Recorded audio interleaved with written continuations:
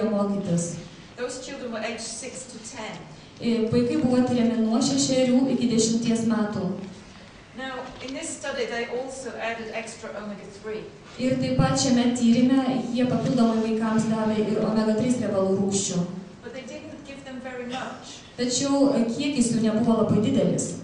And they didn't find that omega-3 made a difference. Ir jie padarė išvadą, kad omega-3 riebalų rūgštis nesuteikia nieko naudingo. But then they realized they didn't give enough.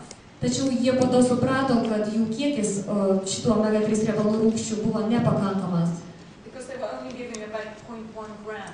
Kadangi davė tik tai 0,1 gramą. Because they felt that they feel now they should go back and do it again. Dabar jie mano, kad reikėtų vėl sugrįžti prie šios temos ir pakartoti tą patį tyrimą. Because other studies have shown very positive effects on omega-3. Kadangi kiti tyrimai parodė labai teigiamą omega-3 efektą. And the positive effects on attention at school. Ir taip pat labai teigiamą poveikį turėjo dėmesiui mokykloje, kaip koncentruoti dėmesį. And so we know from the literature that omega-3 also do benefit the brain. Ir iš literatūros, iš medžiagos mes taip pat žinome, kad omega-3 riebalų rūgštis turi poveikį smegenims. But in fact, it's just very, very logical that omega-3 would have an effect. Ir iš tiesų būtų labai logiška manyti, kad omega-3 turi poveikį. Because there's a lot of omega-3 in our brains. Kadangi mūsų smegenyse yra labai daug šitų rūgščių. And also DHA helps the retina of the eye. Ir taip pat DHR rūgštis padeda akies tinklainiai. So visual function is definitely improved with DHA. Todėl vartojant DHR rūgštį pagerėja rega. This lady Maria Makridis has been reviewing this area. Ir šita ponia Marija Makridis dirbo šioje srityje. And there are definitely some very positive effects of omega-3. Ir ji tikrai atrado labai pozityvių poveikių omega-3 vartojime.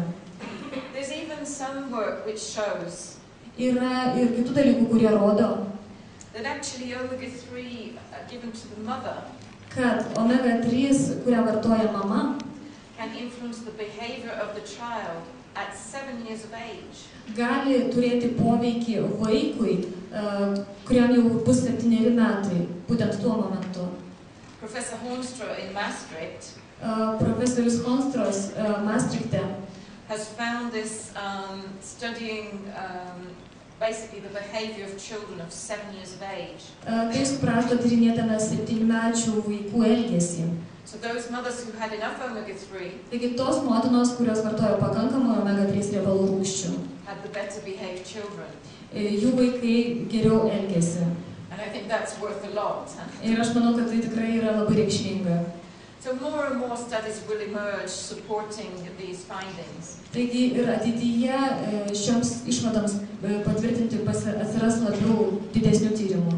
So there's a role for many, many nutrients, omega-3, vitamins, minerals, micronutrients. Taigi tai yra svarbu, pabrėžiant daugelį maistinių medžiagų, omega-3, vitaminai, mineralai, jie yra svarbus. Because many processes in the brain need nutrients. Kadangi daugeliui procesų vykstančių smegenyse, jiems reikia maistinių medžiagų. And there's never a time that we need it more than in childhood. Ir niekada daugiau šitų maistinių medžiagų nėra toks poreikis didelis kaip vaikystėje. Because the mental demands are never greater than when we're going through that learning process. Kadangi mūsų protinis vystymasis labai priklauso nuo to momentu, kai mes mokomės. But of course, if you like me, you believe that we learn every day. Tačiau mes mokomės kiekvieną dieną. It's not a question of age. Tai nepriklauso nuo amžiaus. So, for sure, we should all be taking multivitamin and minerals if we want to have optimal mental performance. Taigi, jeigu mes norime, kad mūsų protinė veikla būtų optimali, mes tikrai visi turėtume vartoti polivitaminų ir mineralų papildus. These actually taste quite good to us too. Šitas maisto papildas yra gero skonio ir jisai mums taip pat turėtų patikti. So, I'm really delighted to say that GNLD now have this product, VitaSquares. Ir aš labai džiaugiuosi paminėdama, kad GNLD pagaliau turi tokį produktą VitaSquares. Not only does it contain all those important vitamins and minerals, Ne tik dėl to, kad jame yra svarbių vitaminų mineralų, that have been studied in those really well-controlled studies on the mental performance of the children. Kurie buvo ištirti labai gerai kontroliuojamuose tyrimuose ir jie turėjo įtakos vaikų protiniai veiklai. Also we have ingredients like choline and threonine. Taip pat šiame papilde yra tokių maistinių medžiagų kaip cholinas ir taip pat trianinas. Bringing also the value of the grain concentrates. Ir turime omenyje tą vertę, kurią suteikia mūsų grūdų koncentratas mums.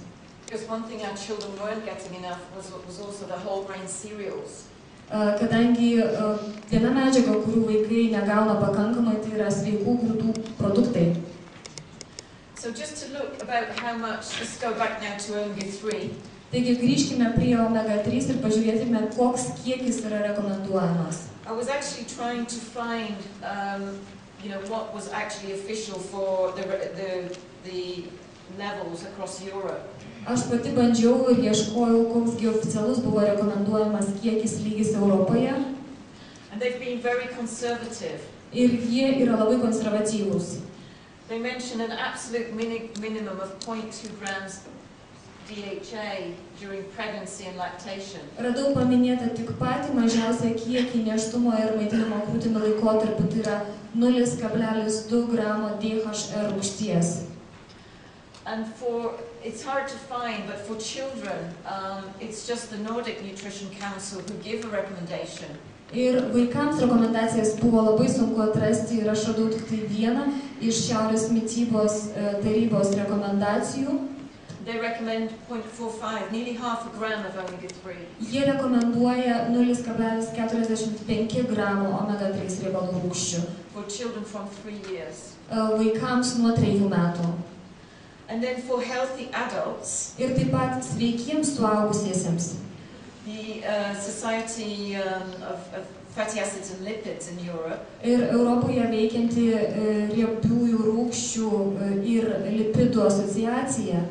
They recommend 0.5 grams for healthy adults. Jie rekomendavo suaugusiesiems, sveikiems suaugusiesiems vartoti 0,5 gramo šių rūgščių. And then for the American, we have recommendations made for the American Heart Association. Ir taip pat mes čia turime rekomendacijas, kurias pateikė Amerikos širdies asociacija. Where higher levels have been between 0.9 and 1 gram are recommended. Ir aukščiausias lygis tai yra 0,9 iki 1 gramo. So 3 capsules of omega-3 salmon oil plus would give you that 1 gram. Taigi šitą 1 gramą gali suteikti 3 omega-3 papildo kapsulės. And for people who have existing heart health conditions. Ir taip pat žmonėms rekomenduojama, kurie turi tam tikrų širdies problemų. And working with the doctor. Kai jūs konsultuojate su gydytoju, kai jūs esate prižiūrimas gydytojo. Higher levels are suggested. Yra siūloma vartoti didžiausias lygis. So really we can see that omega-3 is important at every life stage. Taigi mes tikrai galime matyti, kad omega-3 riebalų rūgštys yra svarbios bet kokiam gyvenimo etapui. And we're seeing also publications about the protection of the aging, let's say healthy aging of our mind. Ir taip pat yra tam tikrų straipsnių, kuriuose teigiama, kaip apsaugoti mūsų proto senėjimą. There are many benefits to mental performance in older age as well. Yra gaunama labai didelė nauda mūsų smegenų funkcijoms vėlyvajame amžiuje. So concluding on omega-3. Taigi, baigdama apie omega-3, I think we understand the important areas. Kad mes suprastume, kokios yra svarbiausios sritys. The brain, the immune balance, the brain and the heart. Tai yra imuniteto balansas, smegenis ir širdis. But that is right from the very start of life. Ir tai yra svarbu nuo pat gimimo ir visą gyvenimą. To our last days. Iki paskutinių dienų. Sad. Šiek tiek liūdnokai skamba, ar ne?